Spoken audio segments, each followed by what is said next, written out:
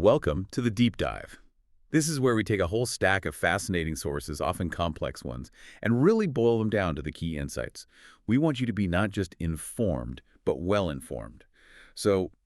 Today, we're tackling a big one. It's probably crossed your mind, maybe when you used a chatbot or, the self-checkout lane. Is AI coming for our jobs, or is it actually, maybe, creating new opportunities? It's a question that really gets people talking, and the opinions, well, they're often miles apart. They really are. The whole conversation around AI and jobs, it's just not simple. And I think one of the tricky things is how polarized it can get, right? It makes it hard to see the whole picture sometimes. Absolutely. So for this deep dive, we've gathered some really interesting material. There's a great LinkedIn discussion with lots of different professionals weighing in.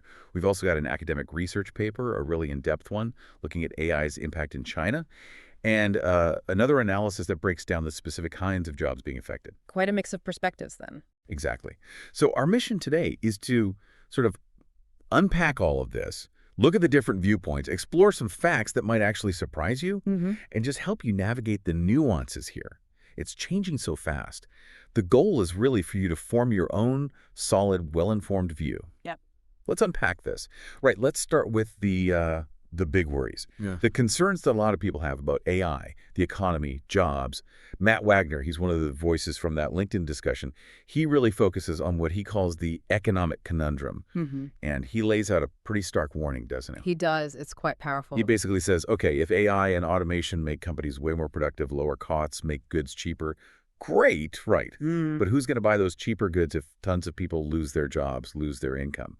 What's your first reaction to that kind of scenario, that economic spiral he suggests? Well, it's a really fundamental question, isn't it? It hits at a core paradox of automation benefits. Wagner paints a grim picture, people can't buy, so company profits fall. Right. Then tax revenues dry up. Suppliers might go bust. Skilled workers vanish. He even talks about essentials becoming scarce, compares it to the COVID era on steroids. It really makes you think about the whole system, the interconnectedness. And he tackles the common suggestion, universal basic income, UBI, head on. But immediately asks, okay, where's the money coming from? A funding question, yeah. The usual answer is tax the companies. But Wagner shoots that down too. He says, well, if consumers can't spend, companies can't earn, and there's nothing to tax. He mentions printing money or borrowing too, but his reaction is just, yikes. Seems like he finds those simple answers pretty unconvincing. It really highlights just how complex it would be to fund something like UBI if the whole economic engine is fundamentally changed. And Wagner brings up another crucial point, the short term versus the long term. Ah, yes. He argues that, okay, maybe new jobs appear eventually, but the short term, it doesn't pave that runway, as he puts it. And he makes this blunt observation that, well, lots of people aren't creative or people-oriented or whatever would make them better than robots. It points to a real worry about skills gaps and how quickly people can actually adapt. That connects nicely to Christopher Rafter's point, another perspective from the discussion. Rafter thinks AI won't necessarily crater the economy, his words, but it will ramp up inequality. It could cement a permanent lower class. Right, the inequality angle. He uses this really vivid analogy, a three-person economy. Farmer, factory owner, truck driver. The factory owner gets AI for the truck, doesn't need the driver anymore, driver earns less, owner earns more. Then the driver eventually sells the truck to the owner, becomes a low-wage maintenance worker. Okay, I see where this is going. And then the owner gets AI for the farm stuff, processes the crops, same thing happens. Eventually the factory owner owns the truck, owns the farm, and the other two are just low-wage workers. It's quite a bleak picture of wealth concentration. It really is a stark illustration. It shows how AI could centralize wealth and power, maybe gradually, almost without us noticing until it's done. And it connects directly to worries people have now, right? About younger generations maybe being stuck as renters, wage earners, unable to build assets. Yeah, exactly.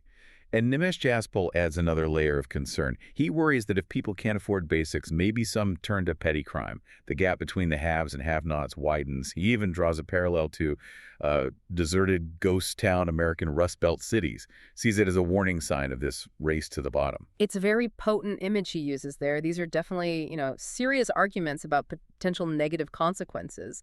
If these huge shifts aren't managed really carefully with foresight, with policy. Okay, so those are the big fears.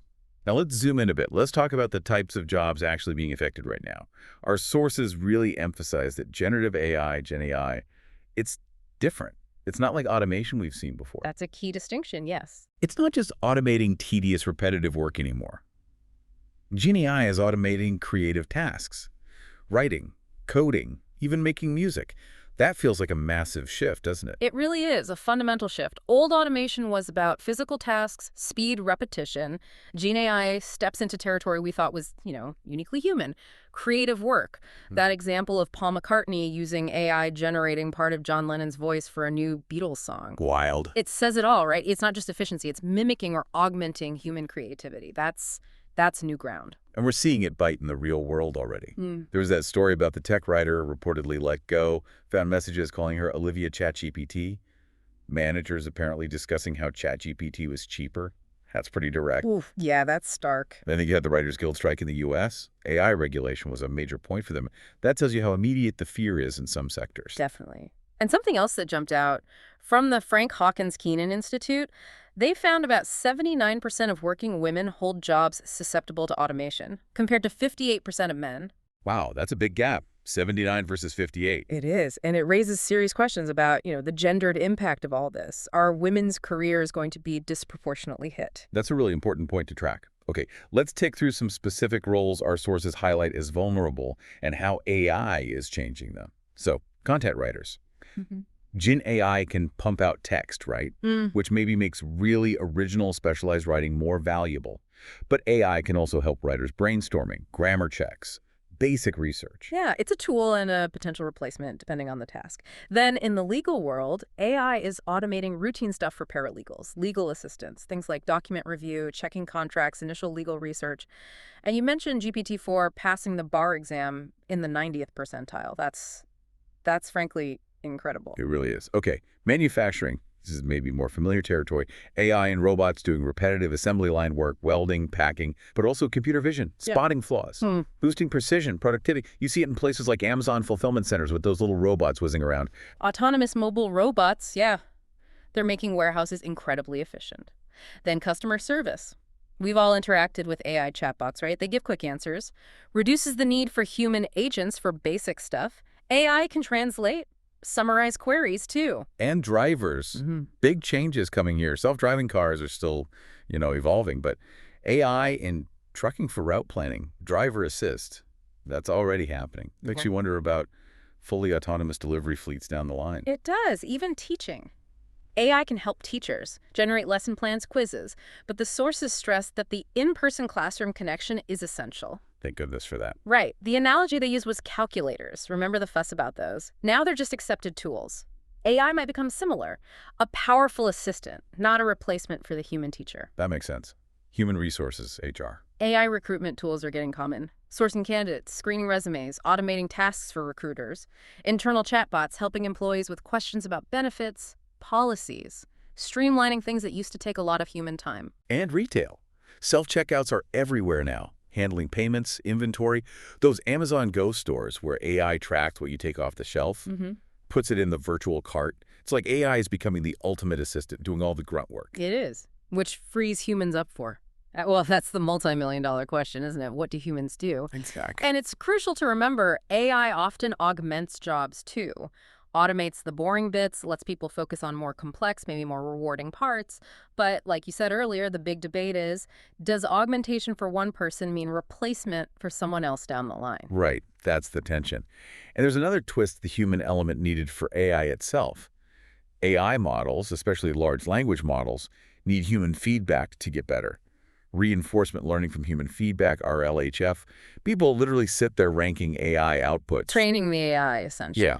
And there's this thing called model collapse. If AI models only learn from other AI-generated stuff and lose touch with real human-produced data, they can actually get worse. So the human touch, human data, it's still vital. Even for the AI's own development. Seems we're not obsolete just yet. Not quite. Okay, so we've covered the worries, the disruptions, the jobs affected. But now let's pivot. Because one of our sources, that academic paper on China, tells a really surprising story, almost flips the script. It suggests AI might actually create jobs, What did that study find? That's right, and it's a really significant counter-narrative. It's fascinating. This study looked at industrial robot adoption in China's manufacturing sector between 2006 and 2020. And contrary to the widespread fear, it found that AI adoption, specifically robots here, increased the number of manufacturing jobs. Increase, not decrease. Increased. The job creation effect was actually stronger than the job destruction effect. Quite unexpected. Wow. Okay, that is surprising. So it's not just about cutting labor costs? It's doing something else. How does that work? How does AI create jobs? The study points to a few key mechanisms. First, increased labor productivity. AI makes companies more efficient, boosts output, can lower production costs. This can spur demand for their products, drive economic growth, and that leads to hiring more people. Okay, the growth effect. Second, capital deepening. Investing in AI means more capital per worker. This allows companies to expand their production capacity, which again can create jobs. And third, something they call a refined division of labor. AI takes over some tasks, yes, but it also creates the need for new roles, new specializations, especially as companies scale up or move into more complex areas, particularly in modern services linked to manufacturing. So new kinds of jobs emerge that didn't exist before. Exactly. And the findings get even more interesting when they break it down. They found AI had a more significant positive impact on female employees. Really? Why would that be? Well, the thinking is, AI often reduces the need for physically demanding manual labor. It can improve the working environment, offer more flexibility in terms of when and where work happens. This helps women, perhaps more often juggling family responsibilities, balance career and home life. The study also notes women might have a comparative advantage in the cognitive skills needed for some of these new roles. Interesting example. Yeah, they mentioned the rise of female online taxi drivers, women heading e-commerce platforms in China. Concrete examples. Also, fascinatingly, the biggest positive job impact was seen in labor-intensive industries. Wait, labor-intensive? Isn't that where you'd expect the most replacement? You'd think so. But while AI might replace some routine procedural roles, like, say, AGV robots replacing human porters moving goods, the overall boost in efficiency and the ability to scale up production means these companies actually end up needing more labor overall. They free up capital by automating simple tasks, then invest it in expansion, which requires hiring people for new, often more complex tasks. Okay, it's genuinely counterintuitive, but makes sense when you lay it out. Scale matters. And there was another concept in that study, sounded almost sci-fi, virtual agglomeration. What's that about? Right, virtual agglomeration. It's about how digital tech, IoT, big data is changing how companies are organized and managed. Traditionally, businesses in the same industry clustered together geographically, right? Think Silicon Valley. Virtual agglomeration means these clusters are forming online. Information, knowledge, expertise flows freely across digital networks, regardless of physical location. So distance doesn't matter as much. Distance death, they called it. Exactly, distance death. And this creates what the study calls a labor conservation land online. Labor conservation land, I like that phrase. So it's like a global talent pool online. Pretty much. Think of it as a vast virtual space where tasks can be done, where talent connects, collaborates, contributes, no matter where they are physically. It enables all these flexible work models, the gig economy, crowdsourcing platforms, people providing services globally from their living rooms. It really redraws the map of the workplace. Okay, so AI is clearly reshaping things in profound ways, sometimes scary, sometimes surprisingly positive. Given all this, what are people proposing for the future? How do we navigate this? One idea that keeps coming up is the robot tax. Yes, the robot tax. Sources like Brookings, some Prakash, they suggest taxing companies heavily using AI and robots. The money raised could then fund social safety nets, retraining programs for displaced workers. Kind of ensure the benefits of all this automation get shared more broadly across society. It's an attempt to redistribute the gains, basically. Exactly. Then there's a really different, quite provocative idea from Yuri Shrazin. He says the future isn't about finding a job anymore. It's about owning the robots that do the jobs. Owning the robots, how does that work? He envisions a new middle class built not on wages, but on robot portfolios. Like owning stocks, but you own automated systems doing work. He even suggests we should be teaching kids how to be smart owners of automated systems. Wow. That is a completely different way of thinking about work and wealth.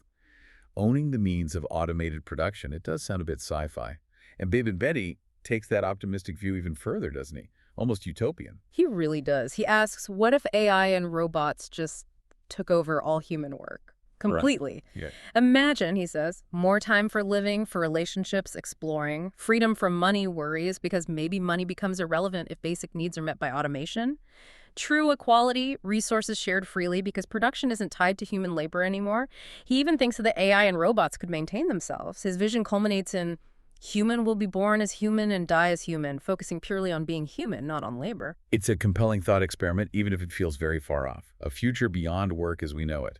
But then, Yusuf Oshodi brings us back down to earth with a practical warning. Yes, a dose of realism. Oshodi cautions against companies just jumping on the AI bandwagon without thinking, investing in AI for meaningless parts of the business, ending up with gimmicky, useless AI systems. He stresses the need for proper market analysis, strategic adoption, make sure AI actually delivers value, that it's truly beneficial for you and your customers. Don't just do AI for AI's sake. Good point. It has to be smart adoption, not just adoption. And that brings us to what humans need to do. Elon Musk, Sarika Padar, they both touch on this. If AI and robots get better at almost everything, what's left for us? How do we stay relevant, find meaning? And the answer seems to lie in our core human qualities, right? Flexibility, adaptability, resilience bouncing back from setbacks which seem inevitable, and having a possibility mindset, as Potter calls it. Being able to see beyond current limits, imagine new ways of doing things. Sarika used that example of Arun, the sales leader, who initially resisted new software but then adapted and thrived. It really underscores that our ability to learn, to change, that's going to be crucial. Absolutely paramount. And this links back to policy recommendations, too, especially from the China study. They suggest governments should increase investment in AI R&D, particularly high-end domestic robots, but also, crucially, improve social safety nets. Monitor job impacts carefully. Provide real training and support for those whose jobs are displaced. And education reform. Yes, take time.